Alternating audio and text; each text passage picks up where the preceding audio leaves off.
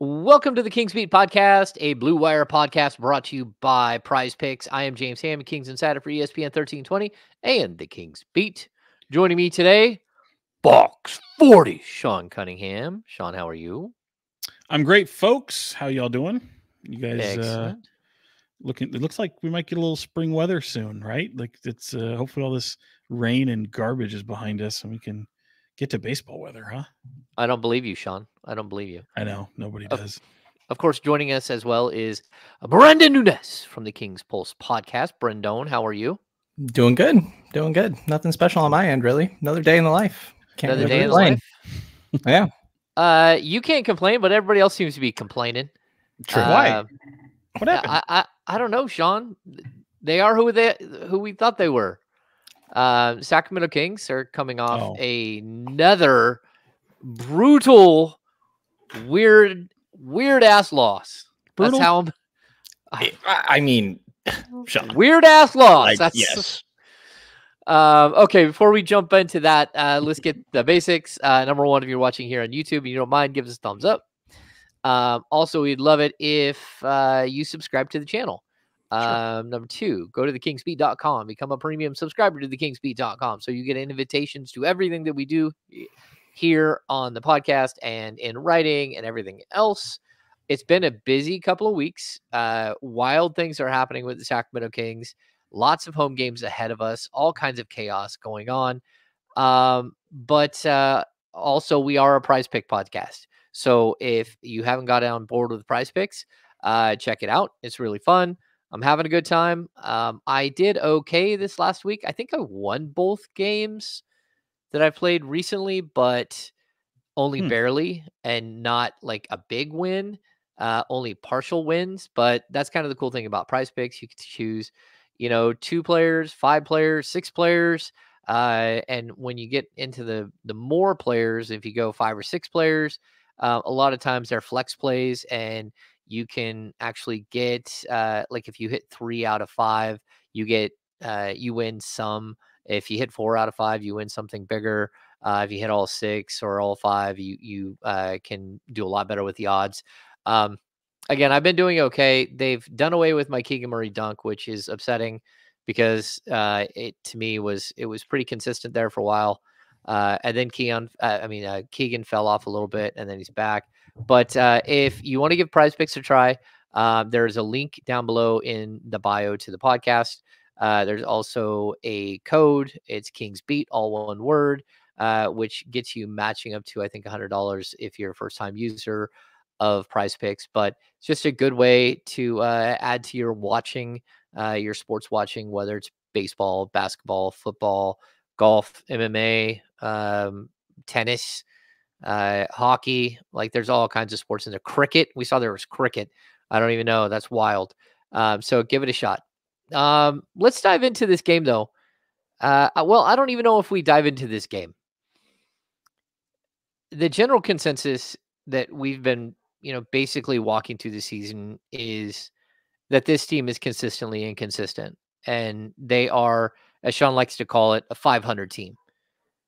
I don't know if we could have been reminded of this even any more of that this week. Just where are you guys at with sort of like the feeling, the vibe that we've seen over the last 4 or 5 days, where the highest of highs and the lowest of lows, and it feels like there is no rhyme or reason to what this team is doing? My thought is I'm always I'm kind of surprised that there's people who are still shocked by this, as if they have a win like they do without Fox in Minnesota in overtime, and that all of a sudden, because that coupled with maybe a players only meeting, which is rather arbitrary, certainly they felt the need to meet as a team and hash some things out, but doesn't always lead to wins and losses. And that was why my question, and it was kind of different with every person. It's like, how do you know it worked? How are you? And I think Keegan Murray was the one that actually said it best. He's like, we just all have to get on the same page.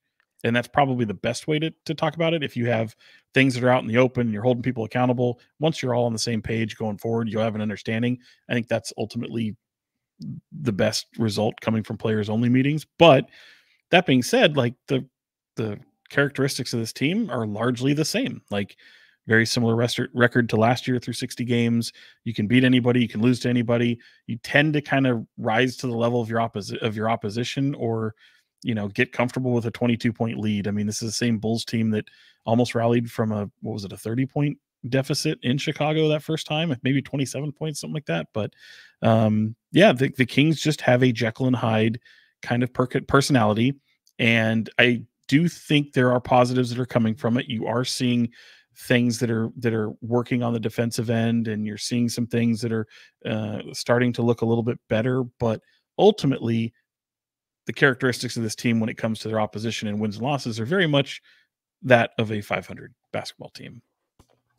See, I told you Sean would say it. Go ahead, Brenden.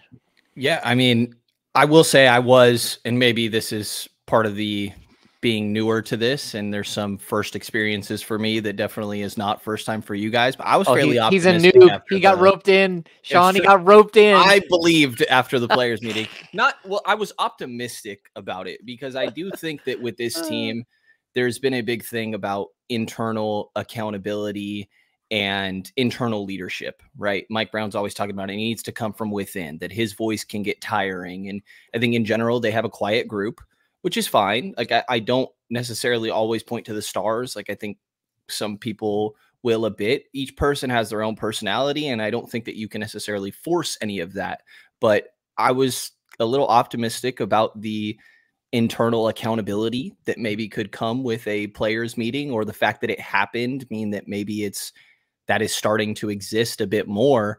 And then obviously it being paired with a win against Minnesota without De'Aaron Fox was pretty big, but you take the players meeting out, this is the most on brand thing ever for this year's Kings team, where they come out and totally blow a game against Chicago.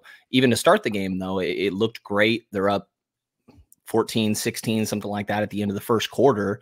And I'm at the point where this team isn't inconsistent on a game-to-game basis. It's quarter to quarter.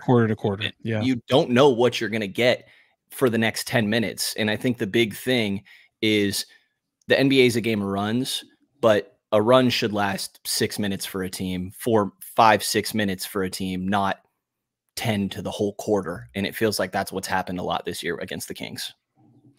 Yeah, I feel like the same way as both of you guys. Like, I don't want to get roped into the players only meeting. I will say this. I think there are good things about the players only meeting. I think that those things are necessary, and that like throughout, the maturation of a group, that on occasion you need to sit down and remind yourself of who you are.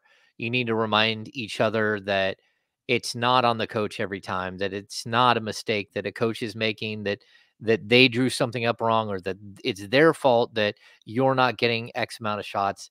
That sometimes it's the flow of the game, sometimes it's other players are being selfish, sometimes players need to be put in check. And I think, again, the one thing that I really liked about this specific situation is that for the last, I don't know, however many years, the Kings have lacked like leadership voices behind the scenes. Like, they have leaders, and I don't think that that's like the biggest issue ever. But I think that what we saw in this particular situation was that Trey Lyles is a guy who stepped up and said, "Hey, can we have a players only meeting?" And went to some of the other players and said, "Hey, I think it's time." And I think the other players kind of looked at him like, "Okay, well, that's fine, Trey. You go ahead and figure that one out, or we're behind you." Right. But that usually means go ahead and do whatever you're going to do. Trey was pretty clear that he asked the coaches if he could have the room at the end of their film session the other day. But this is why I like how this happened. Trey Lyles is a guy who has repeatedly talked about wanting to be in Sacramento, and about the fact that this is the first home that he's ever felt in the NBA, and the first time he's ever gone out to dinner with teammates, or been invited over to teammates' houses for dinner and stuff like that. And I think when Trey's doing this, like, you feel like more of a pure motive, right? So I think sometimes, like, these players only meetings, it can be guys who like have a bunch of gripes and grudges, and like they want to make sure that other players are hearing them, right? But with Trey, I feel it's a little different. I feel like this is him trying to like protect the family, him trying to better the family and seeing that there's a weak spot and that they need to address some things. And so I think that that in itself is a good portion of this. And also that we're seeing guys that maybe wouldn't be leaders normally kind of start to take that path to leadership. And that's what we're seeing from Trey. Does that make sense to you? I think it does. I think I know what you're getting at too. And you know, one of the things we learned hearing Trey talk about it yesterday before the game about seeing Keegan Murray surprising a lot of his teammates as being one of the guys that really stood up to talk and spoke up about various things, where a guy who's a little bit more quiet and, you know, maybe chooses his words a little bit more carefully, also a guy who's, you know, not even through his second year yet. So certainly there's plenty of positives that can come from a players only meeting. I don't mean to, you know, treat it as this like insignificant thing, but what I mean is, in the grand scheme of things, in terms of the characteristics of this team, it ultimately won't matter that much. And Mike Brown, you know, he is not wrong when it comes to finding that voice from within. So any steps that those players can do to even buck the trend or shake the system or whatever they're looking to accomplish is good, because more communication is better than no communication. And I would say too, like I oftentimes feel that there are people who are looking for that Hollywood moment, you know, be it the win for the Gipper speech or someone to just tip over a table in the locker room and really jump the shit of everybody and get in their face. And it's like, that doesn't always work, you know, and especially if it's inauthentic to that person. And as we've talked about, this team is as Dave Yeager would call it, a room full of nice guys. So they tend to take on the personality of the leaders and of those best players. And that doesn't mean you can't be successful in that. I think that's an entirely different conversation than the one we're having in terms of where they are in their season, in terms of wins and losses and kind of what lies ahead. But I do think that when you look at just what this team is in front of you, like you have, and we're 60 games now into the second season with this essential core group of players. And it's not to put a damper on the season. I think so many people get caught up in that's why I kind of snarkily said brutal in question, because yes, while it was an awful loss, and it's one we've seen several times this season, a shorthanded team with a losing record comes into Golden One Center or just goes up against the Kings in general, and the Kings kind of trick it off. You know, a 36-18 fourth quarter, 22-point rally. You see a career night from a guy named Kobe White, who had a career night against you a couple years ago, and then a vintage performance from DeMar DeRozan, where he was absolutely perfect in that fourth quarter. These are those rude awakenings for those players in this fan base who tend to think that they can coast. And I do feel that even though they have a moment like this, I was talking to a couple people late last night from around the league that look at it. They tend to look at everything from a 10,000 foot view of the team, and it's like, all right, the West is so much better than it was last year. You have basically an identical record. You can not play and move up to places in the standings. Like the playoffs I should say this: the postseason is essentially set. You already know who's going to be in, who's going to be out. There's enough separation that it would take something wild for who is it? They're in the 11th spot. Brenden, do you have it in front of you? It's Utah. Yeah, and you're 5 games behind the Warriors at 10 right now. And of course, the way the Warriors and the Lakers, who are at 9 and 10, have been playing, they've won 7 of their last 10. Mavericks have won 6 of their last 10, and you have the Kings, who are 500 over their last 10.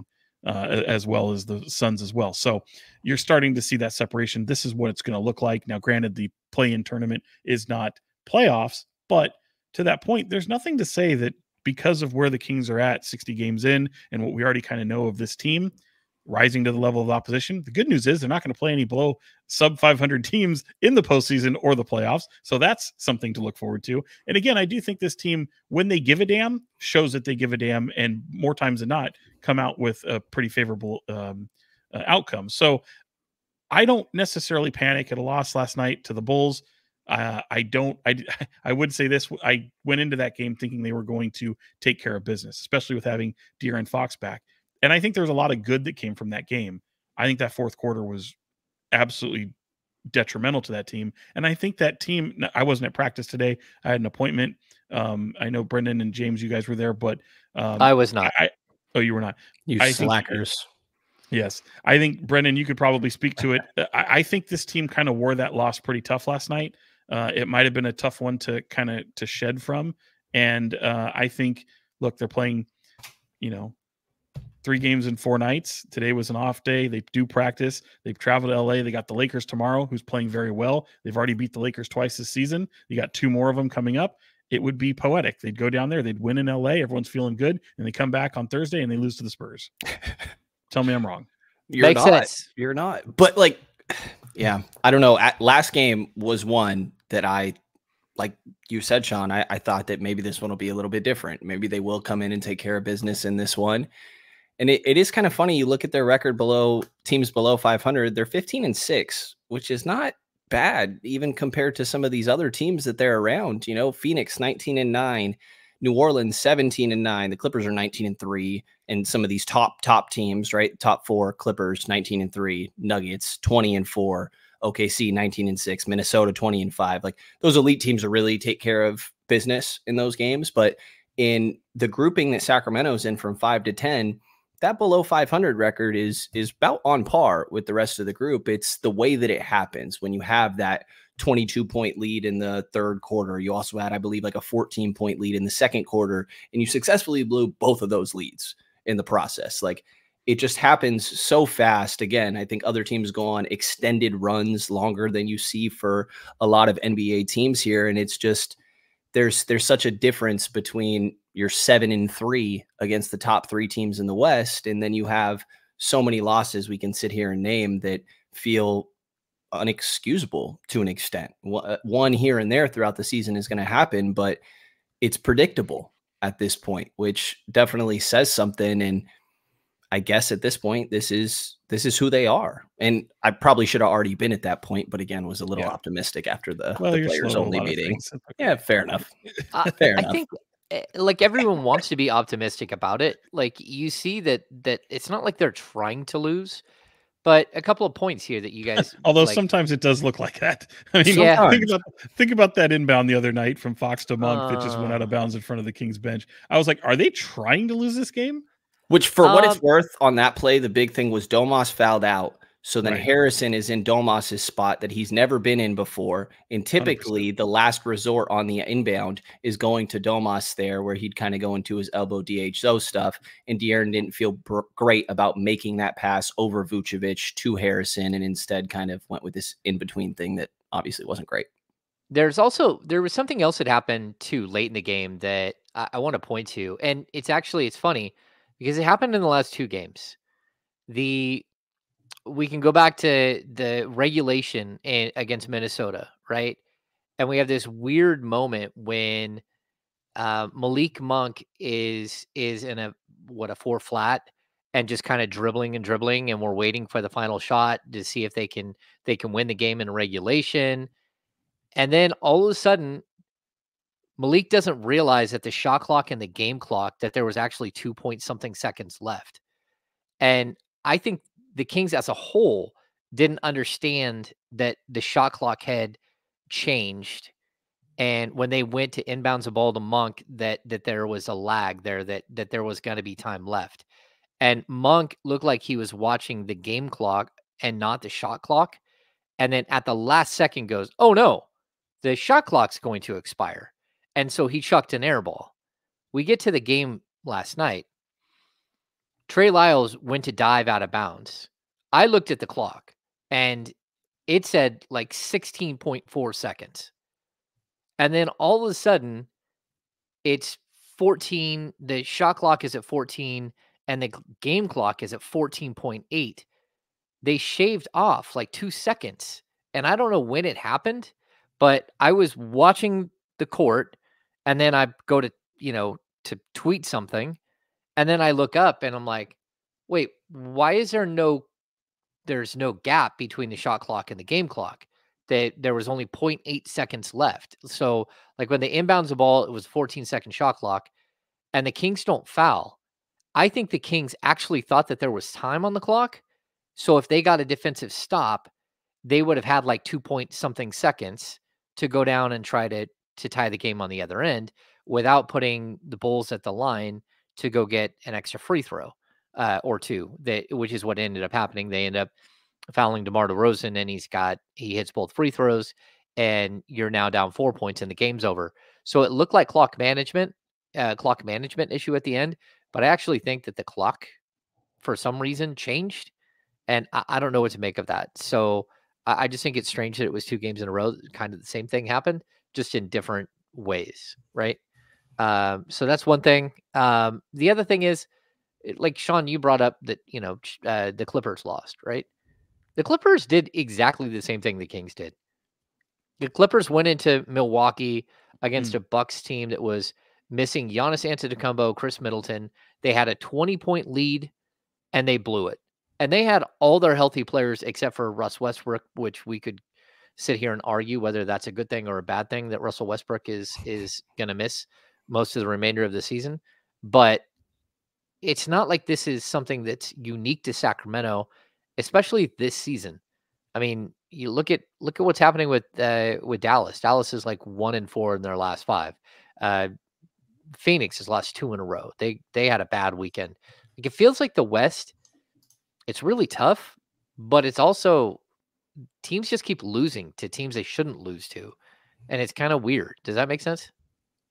Yeah, I mean, I think there's a decent parity in the league.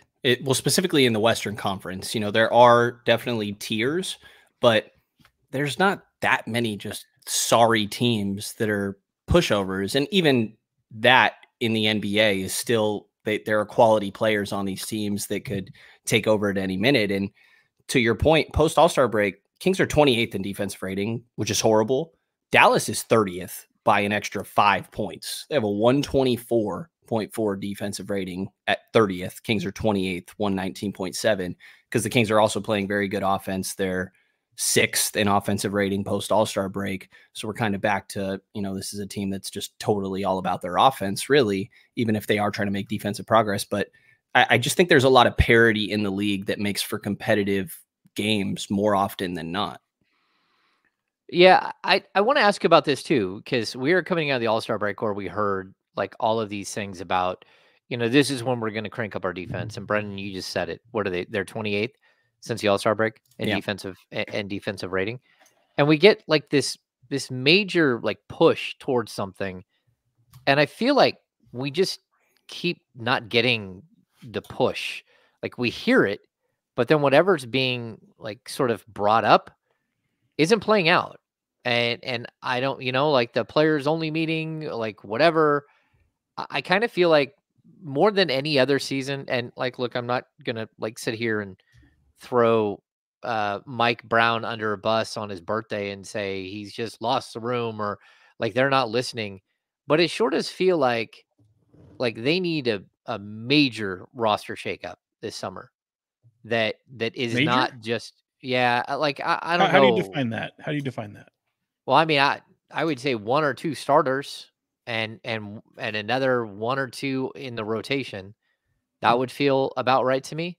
Like, like of your 9-man rotation, at least 3, and that's pretty substantial. I'm not saying trade De'Aaron Fox or Domantas Sabonis or Keegan Murray, but outside of that, like, this feels like it just doesn't have the opportunity to get better, especially if the coach keeps preaching certain things and the team keeps not doing those specific things that he's teaching. And I agree with that part of it. I the only thing I push back is I just, the whole notion of just, well, you're going to have significant, or how did you phrase it? Major. Yeah. Yeah. I mean, major, substantial, whatever you want to say. I think it can be done. Like, I still think by and large, even if changes are to come, they're going to keep this identity. You want to get better in certain areas, but you have to do it with the right pieces. And that can obviously be tricky.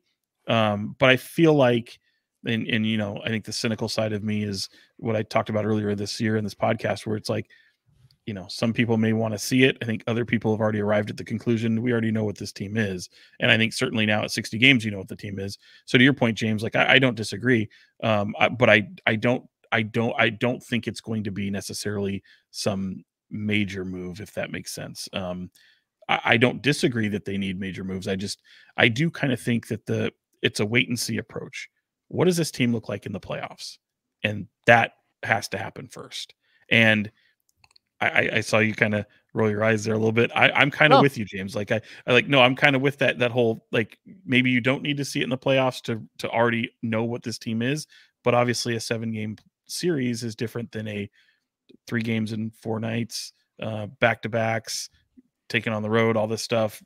Got one opponent then one night and another one in the next night. Like, that does tend to change things. And this team has shown the ability to keep their head above water during the regular season. They're doing it again here for a second straight year. It's just, you do have some really frustrating losses. And I think I think this also plays into the whole discussion about the players only meeting, which is so much of this, it's like they don't change, but the expectations have.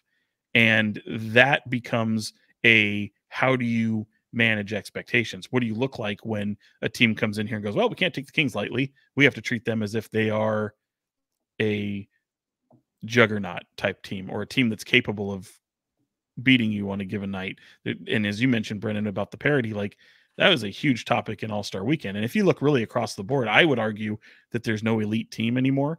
Clearly the Celtics are 8 games above 500, or up 8 games above the second place team. But if you had to pick an elite team, I guess they would be it. But you just don't really have those elite teams. I think it's great for the league. We haven't really seen this very often over the past really 25 years, where the league is so wide open. But I think it does make it incredibly interesting. And by virtue of that, I think you have to, if you're tinkering and you're putting the Kings together, yeah, you might know what your team is made of, but seeing it again, how it differs in the playoffs, if it differs at all from the regular season, I do give that some credence and say, yeah, let's see what that looks like. All the while knowing you've got 20 games remaining in the season. You got Devin Booker dealing with an injury now with Phoenix. How are these teams going to look going into the postseason? Are they going to be limping in? Are they going to be shorthanded? Kind of see how things go, because fortunately for Sacramento, they've been healthy more times than not. Yeah.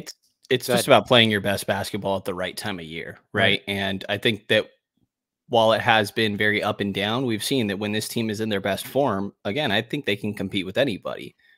Compete has a wide variance of potential meanings. I don't know if that necessarily means I'd bet on them to get out of the first round, but I think that they could put up a fight, and there's a world where that happens. If you're a OKC or Minnesota, some team that maybe has a little less postseason experience, like, there's a world where I think that is still within the realm of possibility. But on the point of defense, Mike really emphasizing that post All-Star break, I think one of the things that was interesting to me is that the difference between him and Monty kind of talking. We got to talk to Monty McNair after the All-Star break or after the deadline. And it felt like Monty was more so emphasizing we need to get back to the offense that we had last year, and still acknowledging the defense. But then you hear Mike Brown, and Mike Brown seems to emphasize more, we have to be better defensively. We know that we're good offensively, and that will come around. And I was curious, have you guys noticed also a little of I feel like there's a variance between what those two really emphasize. Yes, clearly we need a GM and coaches only meeting. Yeah. No, I mean, in all honesty, yeah. I like, there is an issue. There's a substantial gap between what the coaching staff is trying to accomplish and what we heard from Monty McNair. And I was slightly surprised to hear Monty kind of go all in on offense. But he's also the guy who didn't make a substantial move during the offseason, and didn't make a substantial move at the deadline, and didn't make a substantial move at the last deadline. He's kind of saying, like, this is a team I want you to coach. Or he's not kind of saying it. He is saying it. He's saying, I'm not going to get you anyone else. So if you can make Keon Ellis into something different, okay, good luck with that. It's on you. And like, that's not to be like to throw Keon Ellis under the bus. It's to say that, like, this is what Monty did. This is a team that he's delivered. And like, Monty can have that conversation and put it out there that, like, he wants his team to be more offensive. It's like, well, you didn't really give your coach any other option, did you? Like, let's be honest, you didn't. No, you didn't give him another option.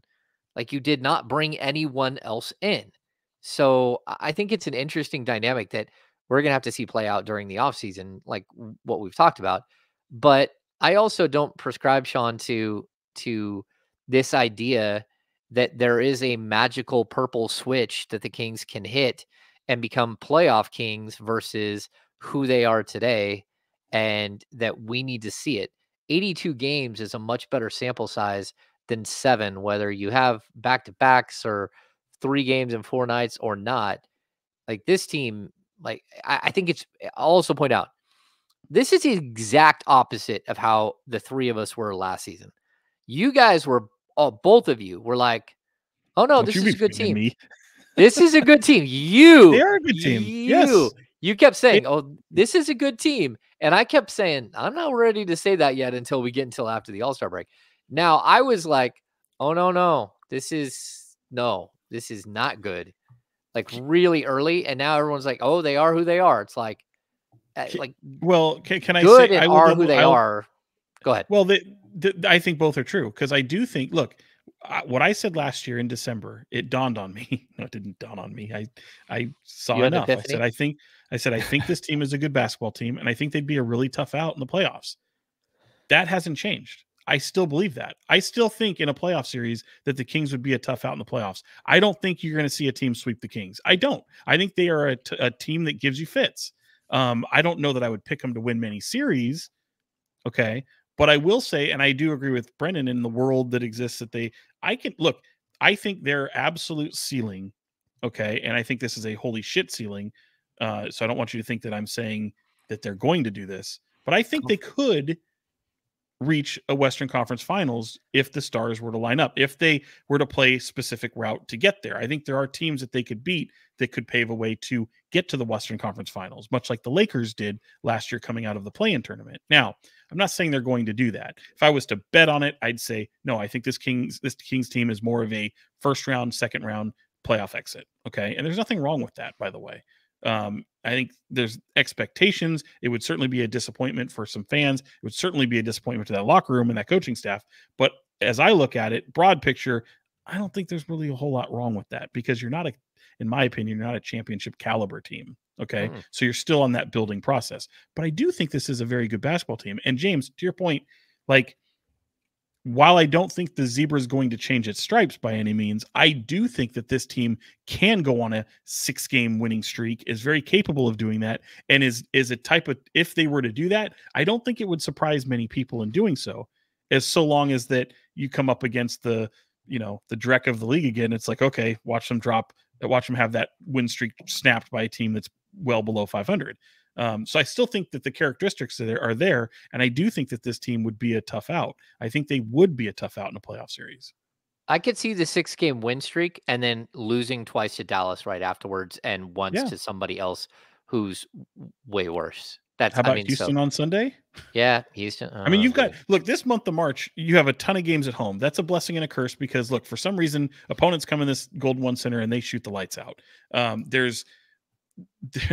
I think the Kings get a little too comfortable at home, and certainly having a stretch where you're going to have like 6 straight at home, something like that, I believe, in this month of March, and they're sitting there playing every single day. I think that hopefully the Kings have a give a damn about them, and they don't have that fall into this lax kind of state of, well, we're at home, we can get past it, we can rely on our offense to get us through anything. Like, I think Mike Brown, for the most part this season, and certainly there's a lot to criticize with Mike Brown, I'm one of them, but I think for the most part, he's had his group throughout the roster in situations to try to prepare them for what a playoff series looks like. Now, you could argue he might want to shift it and may have a more game-to-game approach, but I feel like this team is building their way to being a formidable playoff opponent. Brenden? Yeah, I mean, I do think they're a tough out, and I actually agree with the ceiling of Western Conference Finals. It kind of reminds me of the year that when Denver went, this is a while ago, maybe the year before the bubble, if I'm remembering correct. I think they took out Portland in the second round, and it was a fairly easier quote unquote route. And there's a world where if this team is rolling, I think it's possible, but I'm with Sean of what I would bet is the more realistic outcomes. It's just impossible to predict what this team's going to do. Like you feel weirdly better about some of these big matchups than I feel better about the Lakers game than I do the Spurs game. And it's like, right. why should that be the case? You know, Spurs just gave them a scared at Golden One Center the other night. But yeah, like it makes sense considering how the year has gone. But if you try to explain the logic, it's like, I don't know. At some point, some of it is effort, some of it is personnel, and some of it is the coaching paired with the players that he's working with and trying to figure out how to optimize. It's confusing, and it's the exact same thing we've been talking about all year. And I agree with Sean that they could roll off a win streak right here, and it's all about who's playing the best basketball as you reach the postseason. But it's not like the end of the year schedule is going to be very easy. They go on a 4-game road trip right in the last 7 games where they're going New York, Boston on a back-to-back. Then you got Brooklyn and OKC. And then you have home games against New Orleans and Phoenix, who you very much could be competing with before you close out against Portland. And shit, that Portland game, it might be a little intimidating now, you know? Like you lost to them already. That's the point that we're at right now. And you wait, they play New Orleans. Yeah, they play New Orleans again. Yeah, that's because of the play-in tournament or the in-season tournament. So they have 2 teams that they play 5 times. Correct. Because Phoenix was also play-in tournament. Yeah, totally. So that's what I was going to point to next is the interesting fact. Okay, so the Kings, the number 1 seed in the West right now is the Minnesota Timberwolves. Kings have already won the season series 2-1. Number 2 is OKC. Kings lead that series 2-1. The next is the Denver Nuggets. Kings already won that series 3-1. Then it's the Clippers. The Kings are 1-2 with 1 left, so they're down 1. The Pelicans they can't beat. They're 0-4 against Pelicans. But Phoenix, they're 2-2. The team below them, Dallas, they're 2-0 against Dallas. They're 2-0 against the Lakers. They split the season series against Golden State Warriors, but the Warriors are atrocious in division and in conference. There's no way they're going to win a tiebreaker. So of the teams in the Western Conference, there's only one team that, there's one team that they've lost to the season series, and that's the Pelicans. And there's only one other team that they're in danger of losing the season series to, and that's the Clippers. Everyone else, they've either tied or won the season series, and most of them, they've won the season series.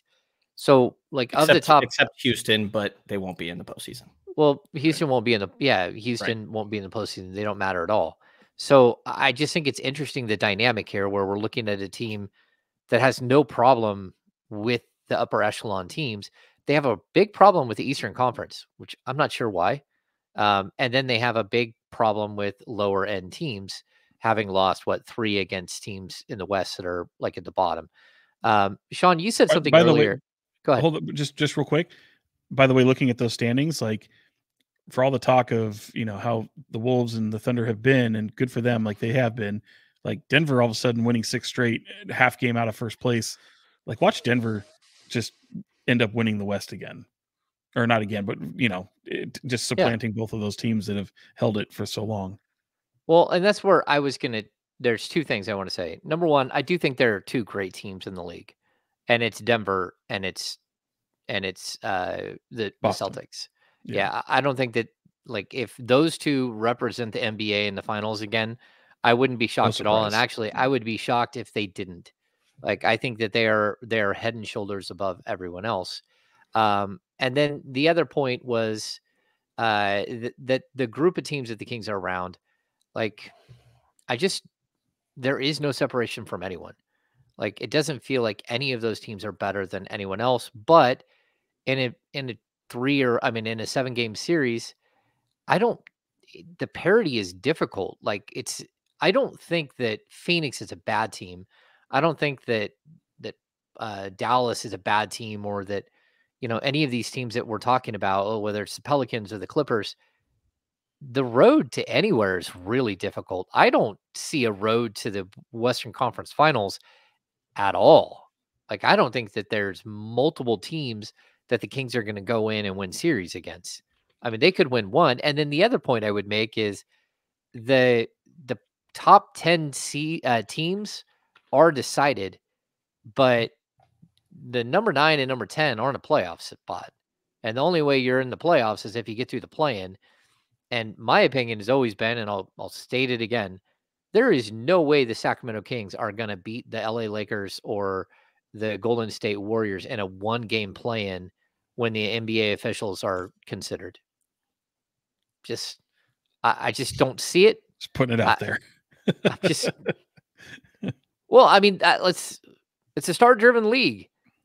Like, how are you going to stop LeBron when he decides to go full LeBron and just run through everybody for 20 minutes and dunk on everybody the entire game? It doesn't matter how old he is. He still does it. We saw it the other night. He just ripped through some team, and you're like, what is happening? How is that even possible? Could also be a 2-game play-in tournament, right? What if you got to play them both? Right. Like, the last thing you want to be is, well, okay, so you need to be clear. You need to be the 5 or the 6 to avoid the play-in and be a playoff team. Yep. The 7 plays the 8, the 9 plays the 10. The loser of the 7-8 plays the winner of 9-10. And so, yeah, I mean, there is a possibility, though, that you get bounced all the way out.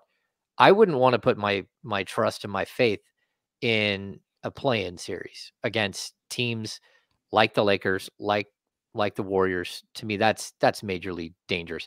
They don't, like, we heard Anthony Davis talk about it yesterday. He's like, oh, we don't care what our seeding is.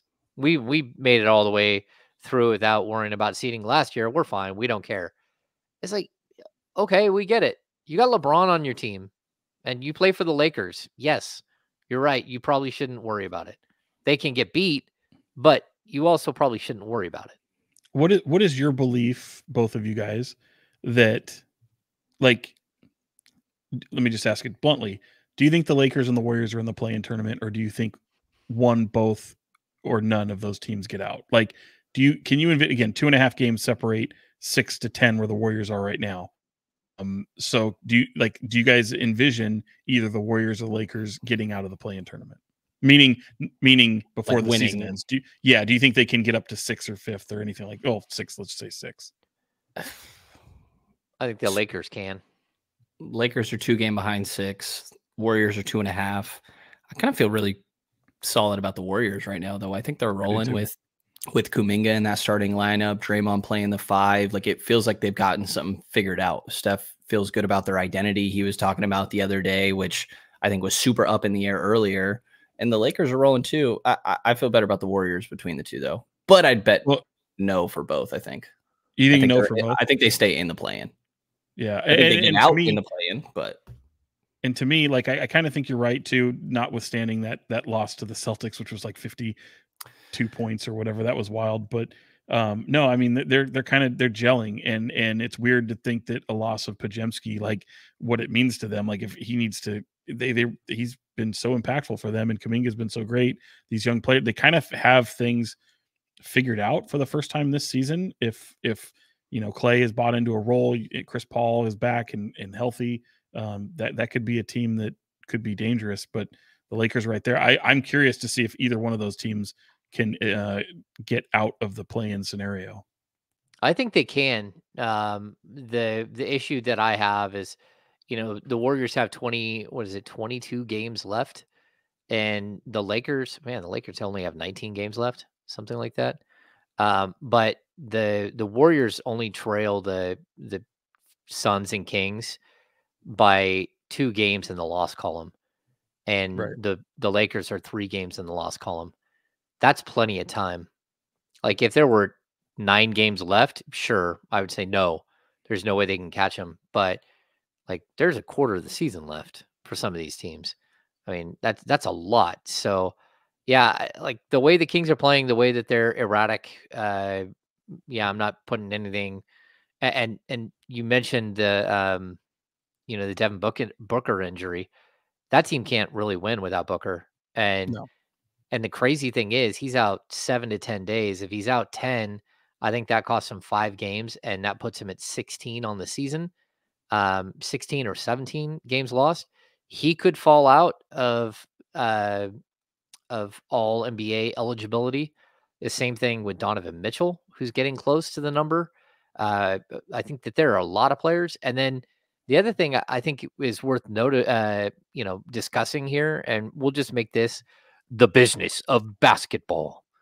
Look around the league and some of these players like Anthony Davis, like LeBron James, but more specifically, all of the Clippers guys. When you look at Kawhi Russell Leonard Westbrook, he and just got Paul hurt. George, yeah, but look at the minutes that Kevin Durant is playing.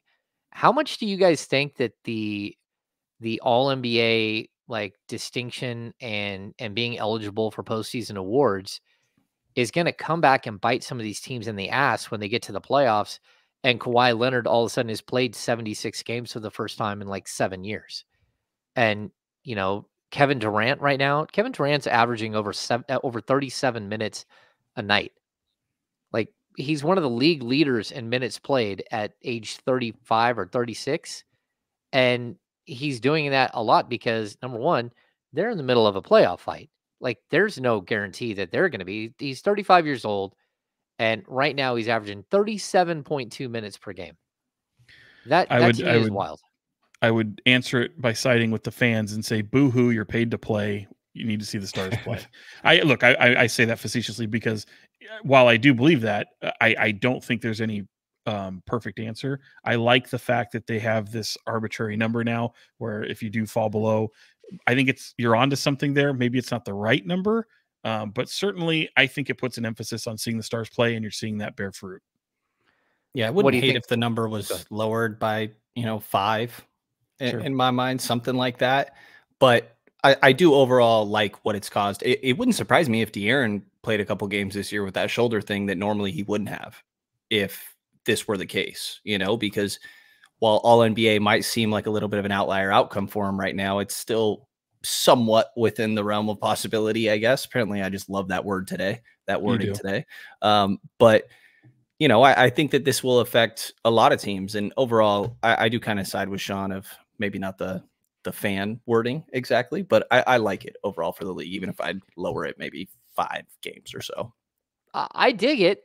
I just worry that we're going to get to the playoffs and some of these players that don't play, that miss 25, 30 games this season, are going to look like ass in the playoffs. And you're going to have a degraded product because Kevin Durant's already at, his minute cap over the last, like that he's more than he's played in like 5 years. And if you're a good team, you'll have the benefit of practically a week off of not playing to kind of rest before you get underway. But if you're a play-in tournament team, you're not going to have that luxury. But you do see, James, a lot of times in playoff series, especially with the early playoff rounds, you can see as many as like 3 or 4 days between games. So you have a game 1 and 2. So if you're not playing every other day like you are like in the month of March coming up for the Kings, practically, there is some moments for rest and relaxation to get and recover for some of these players to be able to do what they do in the postseason.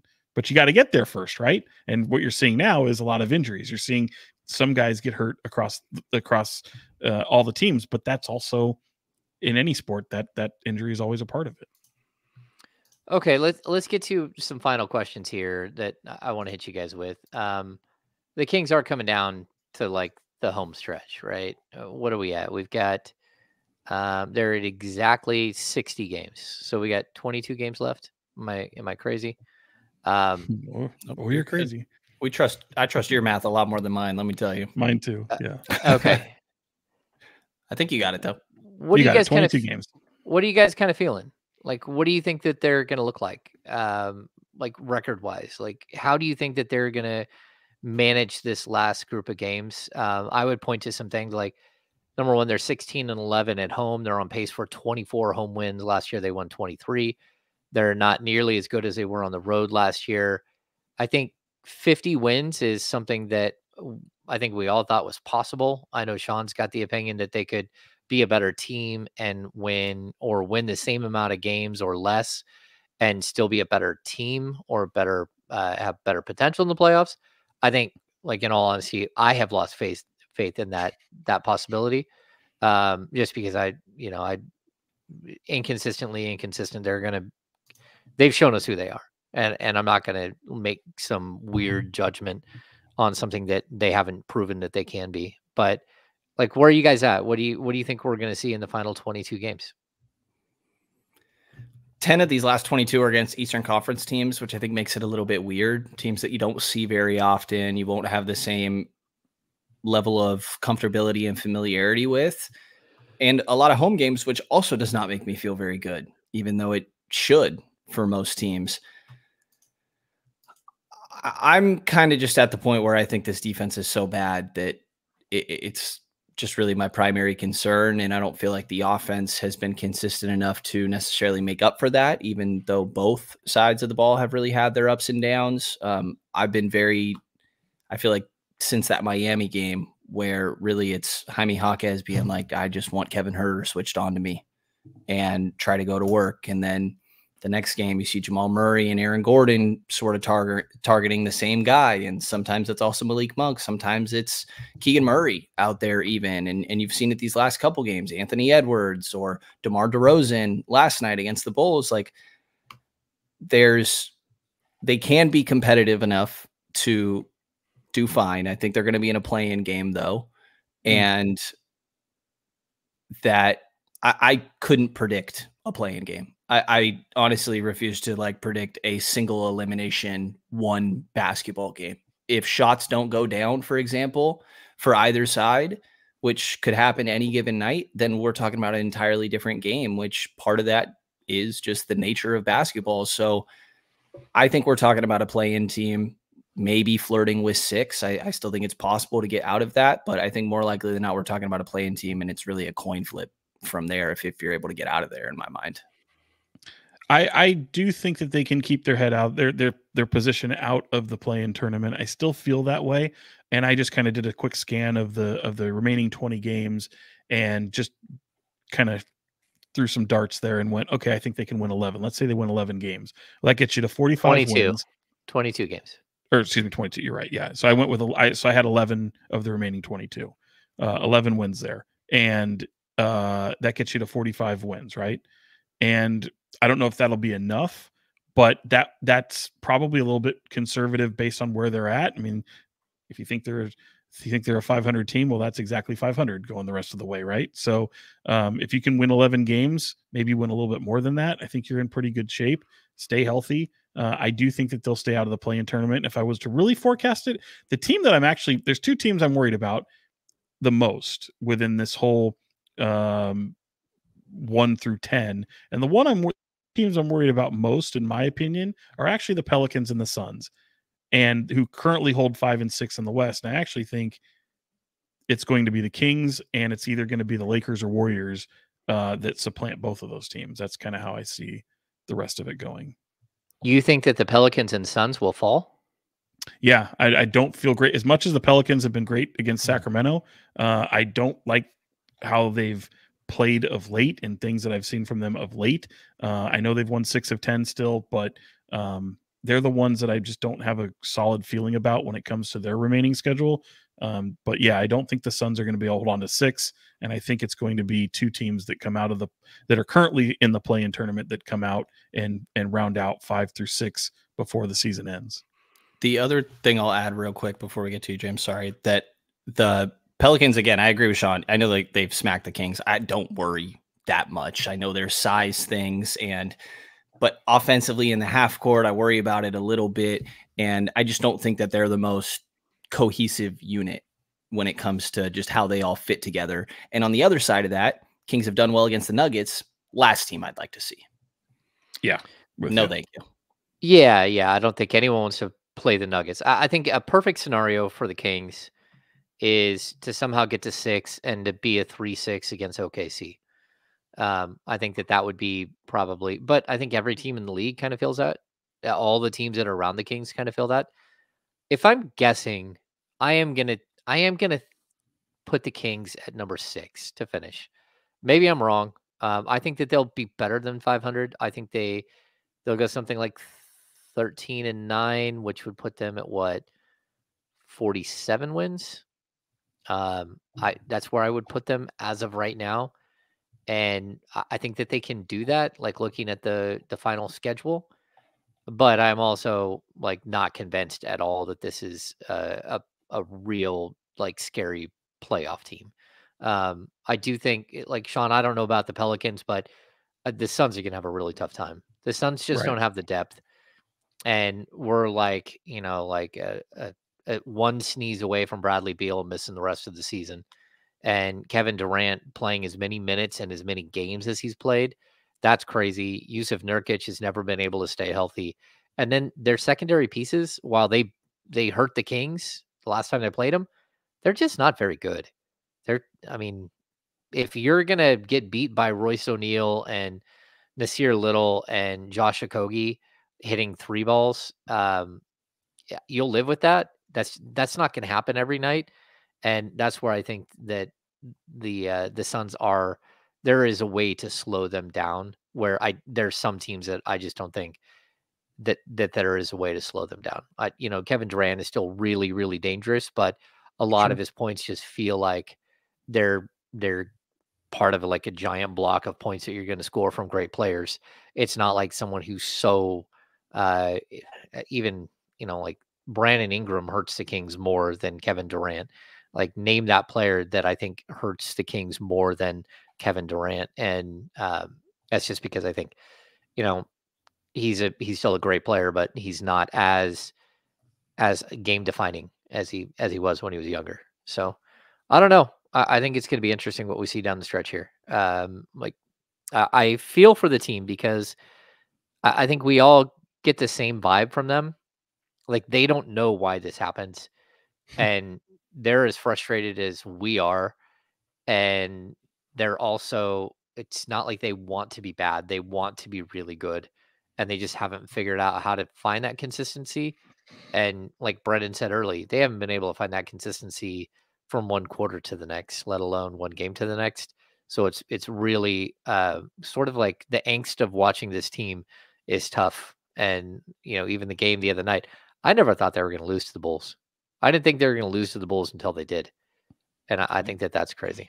I thought they were going to lose to the Bulls when in the inbound play. That's where it hit me. But wait, James, I'm not letting you off the hook. Did you say they were going to be a play-in team then? Or did you say they were going to stay out of that? He did 6. Yeah. My bad. Okay. Yeah. No, I said 6. We're in agreement. 47 every once in a while. 47 wins. Hurley hat's too tight. Jesus Christ. Stop. He's obsessed with this Hurley hat thing. I just don't know, Brenden. He is, not me. I don't know. All right, let's wrap this thing up. Let's get to final thoughts. Sean, what do you got? Final thoughts. What do I got? Hey, there's 2 teams in local high school basketball that are still alive for state. They actually play tonight as we record this on what's the night? Tuesday. They'll play. You got Union Mine out of Shingle Springs. The boys basketball team up there is Division 4, I believe, and the Colfax girls. So right up the way from you, James, looking to return to state. So good luck to both of those teams because state championships are at Golden One Center this weekend. I'm really loving Curb Your Enthusiasm. The final season, I'm getting sad that we're inching closer to the end of it, but just always have been a big fan of that. And I saw Drive-Away Dolls. Really like that movie. It's a little weird, but not for everybody. I think some people would watch it. Drive-Away Dolls. Drive-Away Dolls. Yeah, it's a Ethan Coen movie. You've got some pretty interesting characters like Matt Damon and Pedro Pascal. They're not the main focal points, but you got Beanie Feldstein in that movie, who is Jonah Hill's sister. So if you remember her from like the movie Booksmart, she's in it.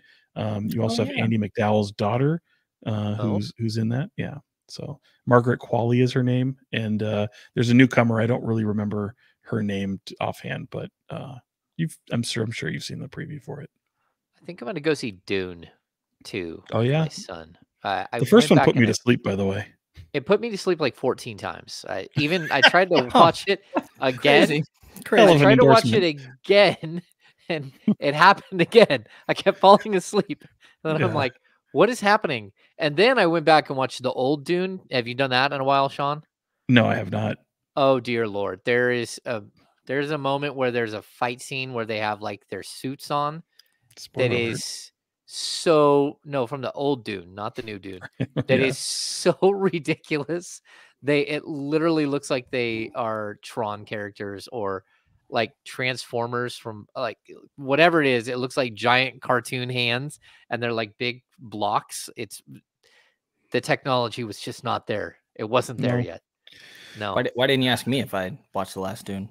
Because you haven't seen Yeah, I haven't. anything. It's fine. You'd So, fall asleep reading the title. What are you Well, talking about? apparently, I'm not the only one that falls asleep. So Yeah, there's something about that movie that like puts you to sleep. Yeah, it might it I maybe agree. it's the music. What's that? it got me. The first time I saw the new Dune, I fell right to sleep, and I streamed it. I mean, it was a big thing for, like, I think it was HBO Max that came out, and I was looking forward to it. Had the volume just blasting, and fell right to sleep like a baby. Is Dune 2 the one with the popcorn covers that were a source of conversation? You guys know what I'm talking about? I have no idea, but it's with Timothy Chalamet and Zendaya, and Yes, a it lot is. of, I will yeah. fill you in Okay. after the fact.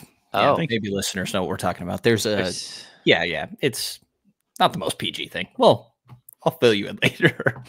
all right. Oh, now I'm intrigued. Okay, Well- Brenden, what do you got for final thoughts? That after the Minnesota win, while Mike Brown's giving his press conference, I couldn't help but notice there's Zach Brown band in the background, and I'm like, who is listening to Zach Brown band right now? And I asked some questions to people that were there, and it's hilarious to me that after a win, the coaches celebrate by playing Beyonce's new Texas Hold'em and then going to Zach Brown band, and that is just hilarious to me that those are their Which song? Which Zach Brown celebratory song? songs. It was Chicken Fried. Oh, okay. I was gonna say, you're not Yeah. going to play Colder Weather on that one, because that's Right. a little bit of a downer song, but Yeah, fair really enough. good song. But by the way. I will admit that Kyle forced me to listen to it's Schoolboy Schoolboy Q. Schoolboy Q, we should have let the him new finish album. We should. I got like 6 songs in while I was driving. He's like, "Hey, we're going to talk about it on the show. Drive in. I don't want to just talk about it and you have no idea what I'm talking about." I really couldn't do it. There were a couple of songs that I thought were cool, especially like when he started playing like older tracks and then riffing after the older tracks of like, I don't know, Samples. like, yeah, the samples of whatever of like, I don't know, like blues music. The other stuff is tough for me to listen to. I just don't listen to enough of that music, and like the language, I'm like, I can't do this. Yeah, Schoolboy Q isn't what I would start you with personally. Probably not. I probably not don't as a need to ramp start up. anywhere. No. No, not my ramp up. So Schoolboy Q, by the way, used to trying, he used to participate the past 2 or 3 years at the AT&T Pebble Beach Pro Am. Big golfer, and he didn't play. I don't think he played this year because they kind of whittled down the way the Pro Am field is for celebrity golfers, and some of the amateurs that get to play with the pros. But yeah, he had been there the past few years. Mike Brown All also, right. by the way, is a little sad that he's missing out on Bad Bunny today. Him and Chris Duarte both. Well, Bad Chris Bunny Duarte comes back. can, if he puts his hair the right way and maybe throws on some shades, could even pass as a Bad Bunny lookalike. Duarte even admitted today that he actually checked when Bad Bunny first announced that he was going on tour of is he going to be here, and realized he was out of town and was disappointed very ahead of time. So he knew this day was coming. There I'd was call it hope sick. that he was going to be at the game last night, and then he wasn't. Like I was in the locker room for this discussion with Chris, and then somebody asked Sasha if he listened to Bad Bunny, and he's like, every once in a while. And I'm like, I don't believe you. No. I don't believe him. Mike Brown did have a fun moment in the press conference talking about he apparently has an interest in Bad Bunny too. His partner is going to be there today, and obviously Mike can't make it. They're going to LA, but he was saying, we were asking him like, when do you really listen to Bad Bunny? And he's like talking about all the country music he listens to, and he's like, but as I get later into the night with my partner, maybe then we'll turn on Bad Bunny. Okay. Okay. Way to go, Mike.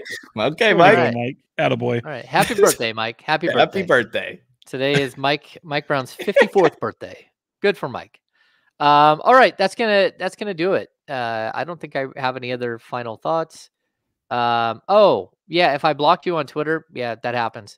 Like I don't know what it was about the Chicago loss, but it broke a lot of you people. And Really? What are I'm you not- doing? I'm not You just putting got up the with. band hammer going. I did. It's one thing to like lose your mind and start. It's a whole nother thing to start calling us shills, start calling us like questioning our integrity as reporters. Like, look, we don't play the game. And if I put that De'Aaron Fox looked perfectly fine in his return after missing 2 games and had 20 points and 10 rebounds, 10 assists, and some of the best passes I've ever seen him make ever. Those sling passes to the corner were nuts. I don't know what was happening there. Anyway, if you guys want to be crybabies and go ballistic and start going profanely at me, you can go find your coverage somewhere else. Go follow some other people. I don't get the same vigor that you do. I do get the same guy who likes to do our job for us and tell us questions we should be asking, but there's a couple. There's a dude who lost his mind at the game last night, right? And you guys were all watching. You'd already blocked him, right? I blocked him like 3 years ago. Sorry, Benny. I blocked you like 3 years ago. Well, I don't know what anybody, bro. Wasn't going to drop the name. Why you fools are out there still letting him be in your timeline? I don't know. I appreciate it. I like the passion. I don't mind if there's some stupid shit said with profanity and all that, because God knows I'm no stranger to profanity myself. But I just think it's fun. I scroll through that. It's a toxic place. We know that, but it got pretty filthy last night. It was. I wasn't dealing with it. All right. Well, that's going to do it for this edition of the Kings Beat podcast, a Blue Wire podcast brought to you by Prize Picks. Thanks for tuning in. Hit the thumbs up button. Subscribe to the channel. Go to thekingsbeat.com. Tune in to Fox 40 to watch all of Sean's great work. Check out Brenden wherever you can find Brenden. Join us. Visit us on the Insiders. Me and Kyle are having a great time on the Insiders, so make sure to listen to the Insiders. I would say Brendan's work name if I was allowed to. I'm not. So Kings Pulse Podcast. Kings Pulse Podcast. The Kings Pulse Podcast. We're just gonna move on. Is that back? Oh yeah, it's back. It is. Me and Hunter. Shout out Hunter. So for Fox 40, Sean Cunningham and Brenden Nunes from the Kings Pulse Podcast, I am James Hammer, Kings Insider for the Kings Beat and ESPN 1320. We'll see you very soon.